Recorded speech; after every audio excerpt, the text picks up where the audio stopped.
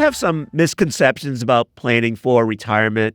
Hi, I'm Bob Powell, and welcome to Decoding Retirement. And that's the question, among others, that we're going to answer with my guest today, Nick Nefouse. He's the head of LifePath at Blackrock. Nick, welcome. Thank you for having me. Pleasure to have you here. We've had Ann Ackerley from Blackrock on a little bit ago. It was a pleasure to meet her in person. She's retiring, so good luck to her in her retirement. Absolutely. She hired me many years ago, so I have nothing but great things to say about Ann. Yeah, it was a great interview with her. And today will be great, too, because I want to get to the bottom of these common misperceptions that people have about retirement planning. What are they, and how can people address them? There's a lot that we can go through. To pick a couple of them off the top of my head that I would tell you that at least I see people making the mistakes on regularly. The first one is time horizon. We talk about time horizon a lot. If I think about retirement planning, it is almost always a long horizon. And what we do is we get inundated with short-term news. And if you think about short-term news versus planning for retirement, they're two very different things. So just think about what's going on today with tariff talk, inflation talk. These things are short-term. When we think about retirement planning, somebody in their 20s, they're going to spend 45 years investing for retirement. And then at 65, you still have a very long time horizon of, on average, 20 years. So add the two of those up, we're looking at a huge time period here for planning. Even somebody that's 55 years old, they're not going to retire for 10 years. The reason why time horizon is so important is the longer that you're in the markets, the better the probability is you're going to be successful. But if we have this short horizon view of what's going to happen next year or next quarter, it tends not to bode very well for long-term investing. Right.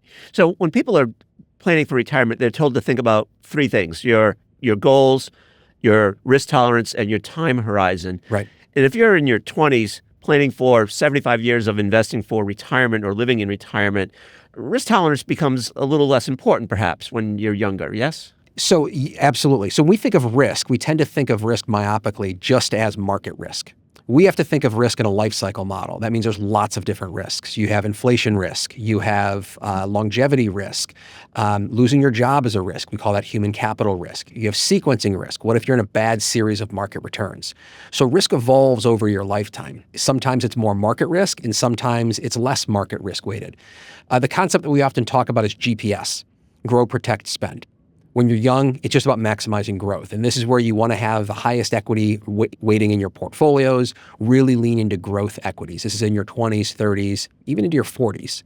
From about mid-40s up until you're in retirement, we really want to start adding in more protection. This is when you want to start thinking about diversifying a portfolio into things like inflation protection or into fixed income.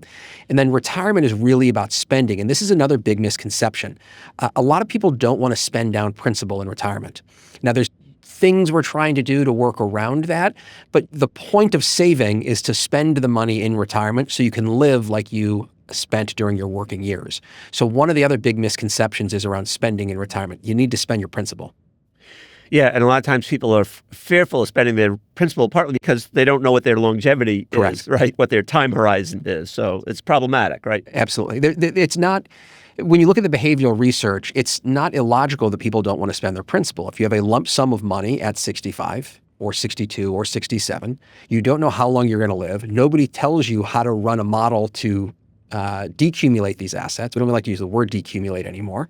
So how do you spend these assets? And what are they going to do? They're going to be left with a pot of money, and then they anchor to that final balance, and they don't want to spend that final balance. They'll spend capital gains, they'll spend income, but they don't want to spend down the balance. Yeah, I often fond of saying that if you could tell me your date of death, I could build you a bullet. It'd be very easy. It'd be wonderful. Easy to tell you how much you could spend each year. Speaking of spending, there are some small decisions that people can make early on that have a major impact. What are some of those small decisions? Yeah, we've seen this work really well in 401ks. So people that are lucky enough to have a 401k tend to have the auto features. So first of all, we have the auto enrollment. So this is, if you're not in a 401k, what you need to do is just open up the account and begin the savings process. That's the auto enrollment. The second one is the qualified default. This is now a target date fund. What I look after at Blackrock are the target date fund franchise. A target date fund is primarily growth oriented when you're young, and then it becomes more conservative as you get closer to retirement. Importantly, though, it's not sitting in cash. You're actually in a growth asset for a much longer period of time. But the other one that's often missed, and this is a huge benefit within 401ks, is we have something called auto escalation. which means every year as you're making more money, particularly when you're young and you start to see these higher increases in earnings, we'll start increasing your savings rate. So instead of saving 3% at 22, maybe at 23, it's 4. And by the time you're 30, it's 10%. So to answer your question a little bit differently, open up the account, get yourself into a diversified growth portfolio, and then increase your savings rates as you are moving through your career and increasing your earnings. Right. So if the choice comes to opt out, don't do it. No, the kind of the rule of thumb is always you want to save up to your company match. But even at that, even somebody in their 20s, even if you don't have a 401k, we're trying to make it easier for you to be able to save. So we launched a series of products about a year and a half ago, simply called LifePath ETFs. So iShares LifePath ETFs. These are very low cost, highly diversified. So you're talking about 10 to 13 basis points, depending on which fund you're in. You buy them based on how old you are or when you're going to retire, to be more specific. And we do everything else for you. Lots of different asset classes in there, takes the guesswork out of multi-asset investing. You just buy the fund associated with your retirement date. If you've got, I think the share price now is around $30 a share. So think of it as $30 a share and a brokerage account. We can help somebody start saving for retirement. Yeah, I want to talk more about asset classes and cutting-edge 401ks, but you mentioned something that triggered in my brain this notion of if you're a young employee, you might go to work at a company that offers you an HSA, a Roth 401k, a traditional 401k, and people are sort of confused about the ordering of their contributions. Do you have thoughts about that? Yeah, this gets tricky because a lot of it has to do with personal views on this. And again, I don't want to get involved in the taxes too much. The short answer is just save somewhere in those. So just start saving somewhere. We can debate whether the Roth, which is going to be after tax, it then grows tax-free and comes out tax-free, versus the traditional, which comes out of your earnings pre-tax, then grows tax-free, and then your tax. We can debate that. Depends on income, depends on taxes. HSA, though, is up and coming. I would tell people not to overlook the HSAs. If you can stand to not spend from your HSA, this is triple tax-free. It comes out pre-tax. It grows tax-free. If you spend it on medical expenses, even when you're 65, it comes out tax-free as well. Yeah. What I tell people to do is hit the 401k, the traditional 401k, because that tends to be where the match comes in. There tends to be a match within the HSA, so make sure you're just meeting those matches, because if your company is going to give you money for being involved in those, go into those. And then as you have more money to save, then it becomes a higher class problem of where to put it. Yeah. So I want to talk about cutting edge 401k plans and this notion of target date funds, including LifePath, now offering things like lifetime income as an option inside the target date fund, as well as private assets. And what do plan participants need to know about these new asset classes in their target date fund? Okay, this is a huge question. So I'll try to let's do one at a time. We'll start with the income options in target date funds. Those are a little bit, I guess they're both new, but those are in the market for a little bit longer than where we are with private markets. So the way I would frame this is what we've done very well in the United States is helped people accumulate wealth in a 401k plan. That's what we've done very well. So think of it, the accumulation journey, we have mostly solved with target date funds, with these auto features we talked about earlier. What we haven't done very well is solved the spending phase or the retirement phase. What these products aim to do, LifePath Paycheck specifically is the strategy that we have at Blackrock, is they aim to link this together. So instead of having a retirement savings plan, you actually have a retirement plan. You're in the target date fund when you're young. It's mostly equities. We diversify the portfolio as you get older. And then around the age of 55, we start adding in liquid insurance contracts. They look and feel like bond funds. There's no additional management fee to do this. There's no liquidity issues with doing this. They have the same liquidity as a traditional target date fund. If you choose to take the insurance, you can choose to do that anytime after the age of 59 and a half up until RMDs. And you can convert that part of your portfolio, about 30% of the portfolio, into guaranteed income for the rest of your life. The reason why these are getting lots of positive press is the big risk that we see in retirement, and we talked about this earlier, people don't know how to spend in retirement. So if you take 30% of your assets and you turn it into guaranteed income for the rest of your life, 70% of your assets are still liquid. So now you have this baseline of spending that you know about, and then you can spend more effectively. We often talk about longevity risk. We found when we talk to individuals, they don't like to talk about longevity risk. It's kind of scary to talk about. The way we've described this now is certainty. It increases the certainty in retirement because you know you're going to certainly get money from this guarantee. And then we also include Social Security in all of our modeling. So you have two forms of guaranteed income in retirement, Social Security plus the insurance guarantee, if you choose to do it. If you don't, this just looks and feels like a traditional target date fund. Yeah. I should mention that there's a trade publication, Pensions and Investments, that offers the annual awards, Innovation and Excellence Awards, and there was a firm that introduced LifePath into their 401k plan, and they won an award for doing that as a innovative aspect of offering to plan participants. Right, because if you're a participant in that plan, and we were very proud of that award, if you think of a participant in that plan, they're able to have a growth portfolio during their working years, and then when they retire, they don't just get a check to say good luck. Here's a lump sum of money. Figure it out. What we can now do is bridge that gap and say, if you choose to do this, again, we're not forcing people into this. If you choose to do this, you can turn that liquid insurance contract into an illiquid guarantee that will pay out for the rest of your life. We've made it where there's spousal benefits as well, so that we call that joint life. So we put a couple of features on there, but this is an institutional quality insurance product. It's not meant to be something that you can get off the street. So for these individual investors, I would argue they're significantly better off. Yeah. We've had David Blanchett here on Decoding Retirement, where he's written a research report called License to Spend, where he talks about this notion of once you have guaranteed sources of income, you just feel more confident about the money. That you don't, instead of like worrying about not spending down your assets, you have money, so you're not worried about, not enjoying life. And that's the certainty. If you're certain about the income that you have, you're more willing to spend more freely. Even think about the wealth effect that you'll sometimes feel. If your investment account is going up because we're in a bull market, we know people are more willing to spend. That's the wealth effect. It's the same effect we find in retirement if you have certainty of income. Yeah. Nick, I think we're going to take a short break, and when we come back, we'll talk about some interesting trends that are going on in the world of retirement planning. Don't go away.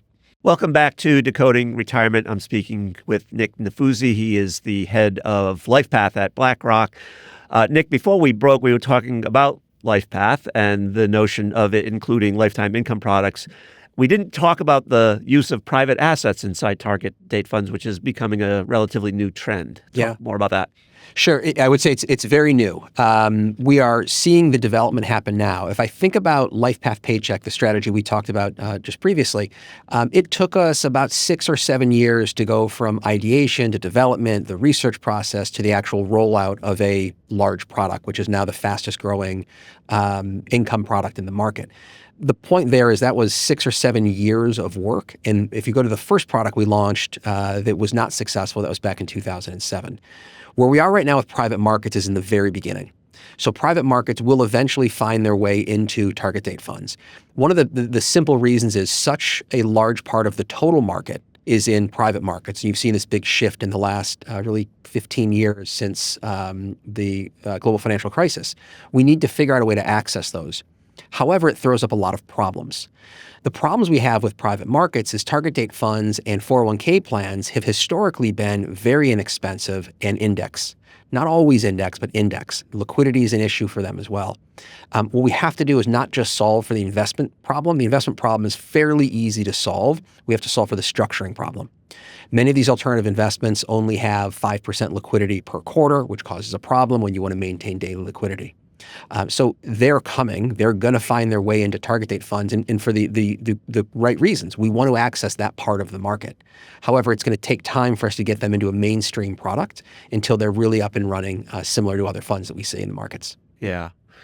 So I want to turn my attention to somewhat of a controversial topic, how people might go about building Social Security into their retirement plan, in full knowledge that Larry Fink has been, I guess, saying for years that the retirement system is broken here, right, and that if you are going to depend only on Social Security, you're going to be living in poverty. Yes. So when we think of Social, the first thing I would say is Social Security, and this is one of my misconceptions, Social Security is not going away. What's going away is a Social Security trust fund. And this is a very important nuance for your listeners to hear. If no changes happen, in about 10 years, the Social Security Trust Fund will exhaust. That makes up about 25% of Social Security payments. So it's not that Social Security as a whole would go to zero. It's that benefits would drop by about 25%. So when we think about Social Security, 25% drop, to be clear, is not good. Yeah. But a 25% drop is much better than a 100% drop. So when we think about Social Security, one area that we want to remember is that Social Security will be here in 10, 15, 20 years. To Larry's point, which completely agree with, you have to do more than Social Security. Social Security was not designed to be the primary income source for people in retirement. And that's why we built strategies like LifePath Paycheck. The idea there was for people that have the savings, that have access to a 401k plan, we can help deliver supplemental income, supplemental guaranteed income in retirement, more than just what Social Security is going to provide. Yeah. So it really does. I mean, this trend has been going on for a while where people have to depend on themselves to building the retirement. There are fewer and fewer defined benefit plans out there, and Right. fewer and fewer people who will benefit from such plans. And so it's really on you, the individual, to save enough to ensure that you have a desired standard of living. Yeah, it's an important nuance. So if you think about 20 years ago when DB plans began closing, they shifted the asset allocation and savings responsibilities to the individual. It took us a little while to get ourselves together. Pension Protection Act came out in 2006. Now what you're seeing is where there's access to 401k plans, these people are doing fairly well because we've professionalized that accumulation. What LifePath Paycheck has done and attempted to do, as well as other products in the market, is they've now tried to professionalize that spending phase. So while it is still going to be the individual left holding the bag, we've tried to professionalize as many components of this as we can. Yeah. So I want to turn my attention to another trend, which is this notion of people aren't necessarily retiring full time. They're doing partial retirements or Encore careers. So they're not necessarily, they're doing something, right, other than retiring. So what do those folks need to know? What's the actionable advice? So there's a paper we're actually writing on this. It'll be out, I think, at the end of this month. We refer to this phase as the retirement window. Oftentimes we think of retirement like a graduation date, like on, May 16th, I'm going to retire. Right. And here's your watch and your rocking chair. Exactly. Yeah. And I've somehow worked 40 hours a week my entire life. And then on May 16th, I'm out. That's it. We know that doesn't show up in the data. We know that people don't retire that way. Turns out some people do. I was in a meeting and it was with airline pilots, and turns out they do retire on their 65th birthday. But other than airline pilots, most Americans don't. They tend to phase out of work. What they do is they choose to do different things. They work less hours. They take a downshift in their career. This happens between the age of about 55 and 70 years old. And maybe it's 54 and maybe it's 71, but it's in this, what we call the retirement window. We find that most people say they want to work longer. They don't actually work longer. They don't work past 65. There's lots of reasons for that. Health is one of the reasons, their own health. Health of a spouse is another big reason. Another thing that we see is if you lose your job in your late 50s or early 60s, that is a big risk. It's very hard to get reemployed at the same rates. We saw this during COVID. A lot of data came out around this during COVID. So we view this as the retirement window. The answer is what we've been talking about. It's start planning early and start understanding how to adjust. Build in multiple sources of income. Understand Social Security, understand, as we talked about, some of these liquid guarantees that have been launching. One of the important components, though, is Social Security. Social Security, the longer you defer, the more money the Social Security Department is going to give you. So it starts at 62. For every year that you wait, they're going to pay you more money. There's often this concept of full retirement at 67. The way I try to think about it as a sliding scale. You get the least amount of money from the government at 62. You get the most amount of the government at 70. The longer you wait to get close to that 70 number, the better amount of money you're going to have. It doesn't mean you always have to wait till 70. Some people can't. But the more you wait, the more money the government's going to get you. Yeah. So when I think about people who are partially retiring or Encore careers, the thought is that there's less pressure on them to draw down their assets and more time to build up their diversified portfolio. And are you thinking about it in those terms, or is that something that is lost on people? So in the modeling, we can see that. What you actually see in the modeling, in our life cycle modeling, what you find is you get this drawdown in hours worked. So we would actually say, the way I would say this, that an economist would say this, is you begin savings before you actually stop working. Modigliani would love you to say that, right? It's his work that we're quoting. That's exactly what we're quoting on this. But that's what he sees in the modeling. And then when you stop working, that is the actual retirement. It's not 40 hours a week to zero. Even an Encore career, what Modigliani would say, what Merton would say, is that you're still contributing human capital. You still have human capital. So you've just worked less hours. but your spending is going to be different. But to your point, the reason why Encore careers work is that I found that most people, it's not that they want to retire. They want to retire from their primary job, their primary stress, but they don't want to stop working. Yeah. So they'll work 15, 20 hours a week. They'll do consulting. They'll do something else. So you mentioned Bob Merton. I've had the pleasure of talking to him at length. And one of the things that he's mentioned, not only to me, but in his writing, is this notion that for most middle Americans, annuities and reverse mortgages are the key to retirement security. You've already talked about annuities. I'm curious for your reaction about the role that reverse mortgages might play. Housing is not mass market. Housing is local. So where reverse mortgages come in is it's much more of a localized question. If you have home value, if you have strong home value, if you have in the right markets, reverse mortgages can make sense, but it's hard for us to say as a blanket that the 2/3 of Americans that own homes should have a reverse mortgage. Yeah. So I'm fond of saying that retirement, for all our talk, is actually quite complicated, filled with contradictions, and it's complex in part because we have new laws, new regulations, new research, new products. How does someone wrap their mind around the complexity of this? We've tried to help this in a couple of different ways. The way that we did this, we had this debate probably 5 years ago, and what we designed was simply a spending tool. And I think the first part that I would encourage people to do is if they go to the Blackrock website and they just go to Google and type in LifePath spending tool. There's no paywall. You don't have to fill out anything. It's a publicly available tool. It's a baseline to understand how much you can spend in retirement.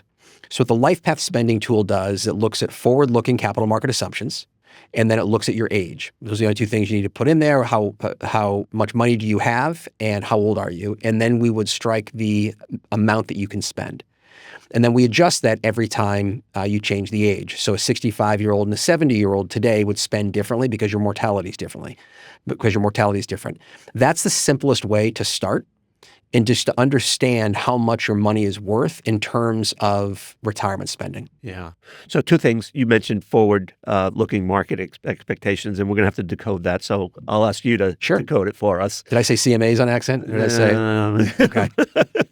Okay, so forward-looking, what we want to do is we want to understand, we want to estimate where we think the market is going to be in the future. Now, it's very hard to do this, so you want to have these directionally accurate, not precise. Yeah. So to say that differently in English, we're not saying the market is going to be up 8.24% over the next 20 years. We're saying equities should be up versus bonds. Things like that is what we're looking at. Nick, I'm afraid we've run out of time. It goes by quickly, but hopefully you'll come back on another future episode of Decoding Retirement. Would love to. If you've got questions about money or retirement, we're here to help. Email me at askbob@yahooinc.com, and we'll do our best to answer your question in a future episode. So that's it for this week's episode of Decoding Retirement. We hope we provided you with some actionable advice to help you plan for or live in retirement. And don't forget, for the latest retirement news and expert analysis, check out yahoofinance.com. This content was not intended to be financial advice and should not be used as a substitute for professional financial services.